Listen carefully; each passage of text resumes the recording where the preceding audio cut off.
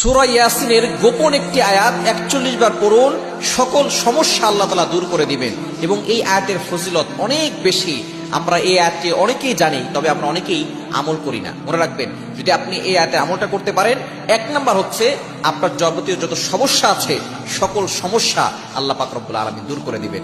২য় নাম্বার হচ্ছে আল্লাহ পাক রব্বুল আলামিন আপনার সকল কষ্ট দূর করবেন। আমরা অনেক সময় কষ্টে পড়ে যাই, অনেক সময় কঠিন বিপদে পড়ে যাই।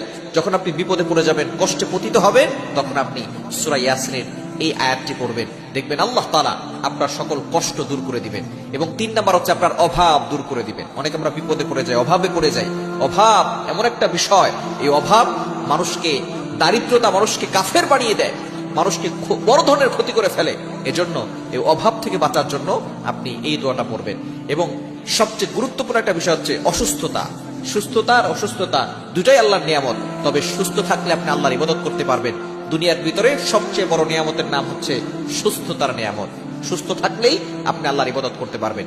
এই আয়াতটা আপনি ৪১ বার পরে যদি পানিতে ফু দেন, ওই পানিটা খান, আল্লাহ তাআলা আপনাকে সুস্থতার নিয়ামত দান করবেন।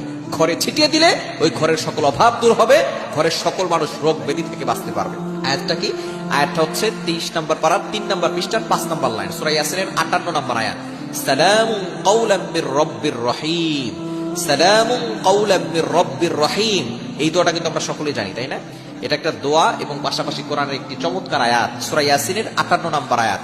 এবং এটা ২৩ নম্বর পারা ৩ নম্বর পৃষ্ঠার ৫ নম্বর লাইনে রয়েছে, সালামুন কাওলাম মির রব্বির রহিম। এটা আপনি ৪১ বার পড়বেন। আপনি যে কোনো সময় পড়তে পারেন, রাতে ঘুমানোর আগে পড়তে পারেন, অথবা ফজরের নামাজের পরে পড়তে পারেন। যে কোনো সময় আপনি পড়বেন। ৪১ বার পড়ে আপনি পানিতে ফু দিয়ে খেলে আল্লাহ তাআলা আপনাকে সুস্থতার নিয়ামত দান করবেন। ৪১ বার পরে আল্লাহর কাছে দোয়া করলে আল্লাহ তাআলা আপনার দোয়া কবুল করে নেবেন, আপনার অভাব দূর করবেন, আপনার কষ্ট দূর করবেন, আপনার সকল সমস্যা দূর করবেন, আপনার সকল হাজত আল্লাহ তাআলা পূরণ করে দিবেন।